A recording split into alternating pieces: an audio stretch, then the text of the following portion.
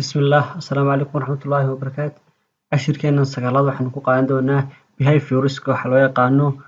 waa taabka halkaa inooga muuqda iyo wuxuu qabto iyo siduu inoo saacidi doono marka waxaanu sameysanaynaa halkan baanu wax ku qoraynaa si aan ugu apply gareyno functionsku qabto background color baanu sameysanaynaa halkan si aanan u baahan inaan sawir iyo wax soo daba dhigno ama qoraalo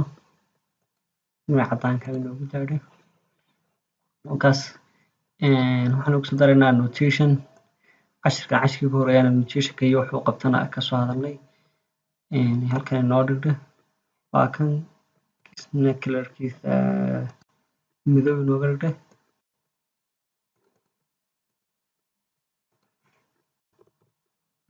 inaga masax adoo dhimirka ku dursiinaya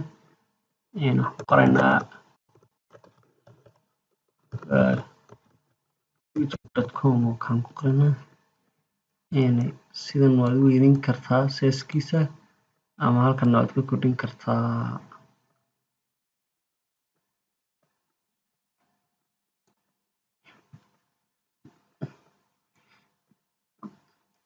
kaas adoo fartii waxaan bedelaya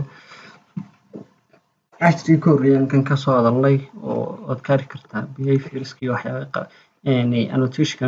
sorry summary haddaba waxaan ku apply gareynaynaa behaviorska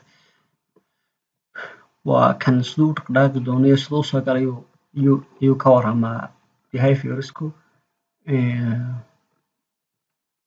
kaabaan ku daraynaa bal haddaba aan tijaabino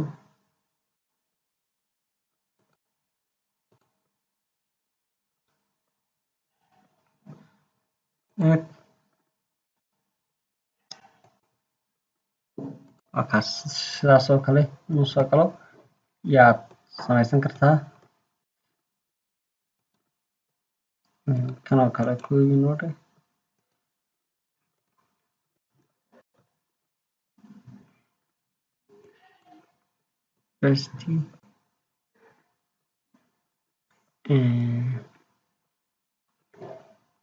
kan waa halkan labaad buu inoo soo galay koobiyeysanay wax halkaa yaree dambe buu inoo soo galayaa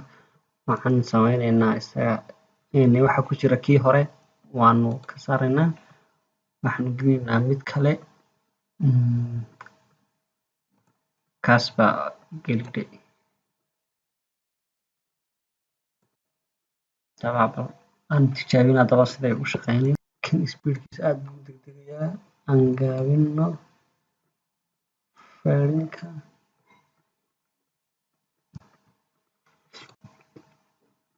intaa ka dhigdhe dabalan tijaabina dhe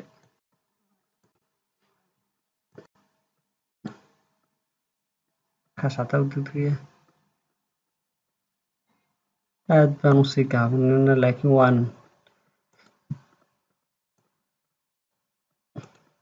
waan kasii dhisin karnaa let's make 70 halkana waad ka qori kartaa lambarka manual ahaan waanaad jiidjiidi kartaa xariiqan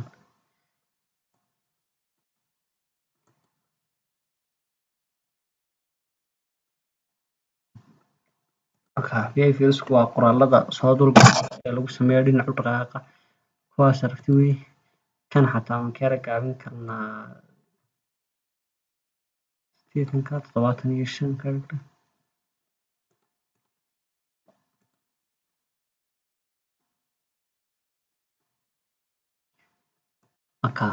kuwaas ayaa lagu sameeyaa cashirkeenu intaan ku egahay wassalaamu calaykum waraxmatullaahi wabarakaatu